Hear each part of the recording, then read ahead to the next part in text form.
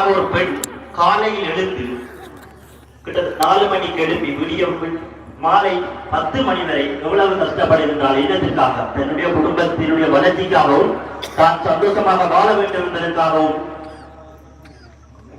பகல் முழுக்கவும் உழைக்கின்றாள். அவள் குடும்ப வளர்ச்சியிலே பெரும் பங்கு வகிக்கின்றாள் என்பதில் எந்த மாற்று கருத்தும் இல்லை. அவர்கள் காலையில் எழுந்து காலை சமையல் முடித்து பிள்ளைகளை பாடசாலைக்கு அனுப்பி பின்பு மதிய சமையல் செய்து கணவனை வேலைக்கு அனுப்பி பின்பு தான வேலைக்கு சென்று தன்னுடைய குடும்பத்தை பார்த்துக் கொண்டிருக்கின்றார். அதுவரை அவர்களே இன்னும் ஓரிரு வசனங்களில் நான் நினைக்கின்றேன், கேளுங்கய்யா. இந்த தாயோடு அறுசுவை உண்டி போகும் பொட்டாளியோடு எல்லாம் போகும் என்று சொல்வார்கள். தாயானவள் அறுவகையான சுவை அறுசுவையான சுவையோடு சாப்பாட்டை கொடுக்கின்றாள். அது தாயோடு முடிந்து போகின்றது. ஆனால் பொட்டாளி என்று சொல்வது இங்கு மனைவி தாரம் முடிந்தால் எல்லாமே முடிந்து விடும் என்று கூறுகிறார்கள். ஆகவே இங்கே பாருங்கள், தாரத்தினுடைய முக்கியம் எவ்வளவு பிரதானமாக இருக்கின்றது. மேலும் இது தொடர்பாக திருவள்ளுவர் சிறப்பாக இதற்காக ஒரு அதிகாரம் ஒன்றியை உருவாக்கி இருக்கின்றார். அவர்களே பாருங்கள், வாழ்க்கை புண்ணியங்கள் ஒரு அதிகாரத்திலே சிறப்பாக கூறி சென்றிருக்கின்றார். தற்காத்து தற்கொண்டாட்டு வெளி தலைக்காட்டு சொற்காத்து சேர்விலார் பெண், சோர்விலார் பெண். அதாவது பெண்ணானவள் தன்னுடைய கற்பையும் கணவனுடைய கற்பையும் காத்துக்கொண்டு அதை கொண்டு தன்னுடைய குடும்பத்தில் ஏற்படுகின்ற புகழையும் காத்து தன்னுடைய வாழ்க்கையை கௌரவமாக கொண்டு செல்வதில் உறுதியாக இருக்கின்றார் என்று அந்த புகழ் அழகாக சிறப்பாக ஒரு பெண்ணுடைய பற்றிய அந்த அவருடைய வளர்ச்சி பாதையை சிறப்பாக கூறி சென்றிருக்கின்றார். நண்பர்களே, நான் அதையும் அதிகமாக கூறுவேன். இன்றைய பெண்கள், அதாவது இன்றைய சூழலில் இன்றைய தாரமா என்று கேட்டால் தாரம் என்றுதான் அடித்து கூறுவேன். ஒரு குடும்ப வளர்ச்சிக்கு ஆரம்ப காலங்களிலே தாரம் என்பவள் கொஞ்சம் கல்வி அறிவு குறைந்தவர்களாக இருந்தார்கள், தாயாக இருந்தார்கள் ஆரம்ப. ஆனால் இன்று தாரமாக இருப்பவர்கள் எல்லோரும் கல்வி அறிவு மட்டுமல்ல அறிவும் அனுபவம் வாய்ந்தவர்களாக இருந்தார்கள் என்று கூறி அதையும் உறுதியுமாக தாரமே குடும்பத்தின் வளர்ச்சிக்கு பெரும்பங்கு வகிக்கின்றது என்று கூறி சந்தர்ப்பத்துக்கு வாய்ப்பளித்த சந்தர்ப்பத்தில் நன்றி வணக்கம்.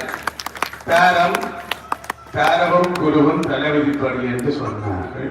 உண்மையில் சிலருக்கு தலைவிதி தூக்கி போட்டு மிதிக்கிற பொம்பளை வந்துடும், சிலருக்கு நல்ல பொம்பளை வந்துடும். அங்கே ஒரு சாத்திரி சாதகத்தை கொண்டு காட்ட இவருக்கு சொல்லி இருக்கிறேன், உனக்கு ஒரு பிரச்சனையும் இல்லை, யோகா அடிக்கணும். 2வது கிழமை வாரா யோகம் அடிக்கும் அந்த குடும்பம் எனக்கு கந்தறந்து போயிருக்கு. இந்த மனசுக்கு என்ன பேர்? யோகா. அதான் சொன்னேன், அடிக்க மாட்டேன். சில பேரை சொல்லி விட்டுருவான் சில பேர்.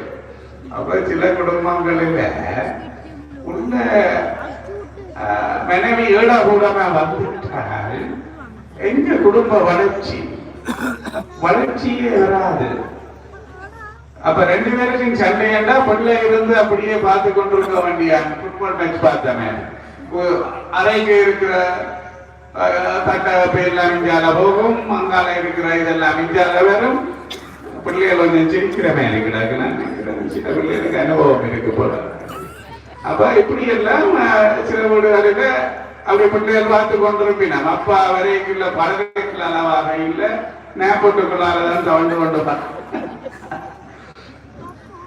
ஏண்டி பறவைய மாத்தி வச்சுட்டேன் இல்லையப்பா, நீங்க நேப்பட்டுக்குள்ளால வந்துட்ட. அப்ப அப்படி எல்லாம் வந்து வீட்டை வந்து சண்டைகள் நடக்கும், அடிவார்கள் நடக்கும். எல்லாம் பிள்ளைகள் லைவிலேயே பார்ப்பாரு, நேரடி கண்காட்சி. அப்ப பிள்ளைகளை வைத்துக் கொண்டு சண்டை பாருங்க எங்களையா. அப்ப இப்படி அந்த குடும்பம் வளர்வதற்கான வாய்ப்பே இல்லை. எனவே கணவன் மனைவியினர் இதுல கணவர் இருக்கிறீர்கள் ஒன்றை நாங்கள் நினைக்க வேண்டும். பிள்ளைகள் வைத்துக்கொண்டு சண்டைப்படக்கூடாது. வீரவான் கண்ணு குடும்பம் போச்சு. பொம்பளைகளும் அப்படித்தான்.